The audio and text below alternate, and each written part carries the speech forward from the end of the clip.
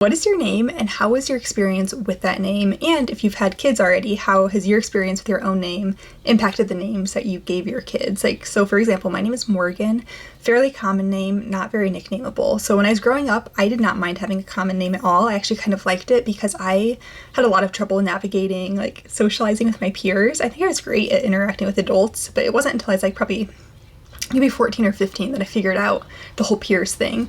But my cheat code for making friends was to find the other Morgan in a room, and there always was another Morgan. It was a very common name in the Midwest when I was growing up. So I didn't know how to make friends with a girl just by like walking up to her and starting a conversation as a kid. But if I heard somebody refer to another girl as Morgan, I would like make a beeline and we would be like that instantly. So that was a positive experience. In high school, less positive. There were actually quite a few Morgans, not just in my graduating class, but in the high school as a whole while I was there. And there was like this one circle of girls particularly who would call me Bug-Eyed Morgan. It's like my descriptor to differentiate me from the other Morgans. And like that definitely hurt my feelings. But like it wasn't great, but it didn't like ruin my life or anything. So based on my experience, I wouldn't mind my daughter or my son having a more common name. I won't be picking like a top 5 name, but I would definitely be comfortable with anything outside like the top 15 in my state. As for not having a nicknameable name, I loved that experience. I loved being called my name and never having to correct people or be like, oh no, actually I go by blank.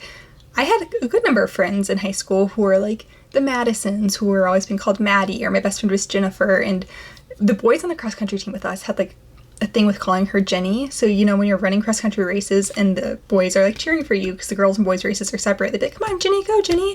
And she's like, who is Jenny? Like, I am Jennifer. She goes almost exclusively by Jen now, but back then she was Jennifer, and I know it kind of would get under her skin sometimes when people wouldn't call her her own name. So I definitely project that onto like when I'm thinking about what I'm going to name my future kids. I don't want to give them a name that has a lot of different nickname options, or even like just one nickname option, to be honest. And my husband's the same way. His name's not overly nicknameable. He had a positive experience with that. But I know on the flip side of that coin, so many people loved having nicknameable names. So it just depends. And you can have like, there might be 5 different people in the comment sections, in this comment section with 5 different names who all had very different experiences, and those experiences impact like the parameters they named their own kids with. Some people loved having a common name, some people hated having a common name, and some people love having a very obscure, like strange name, and some people love it. You just never really know. I think it's very natural to project your own experiences onto the names you end up giving your kids, but just because you experience that with those criteria doesn't mean that they're going to, if that makes sense.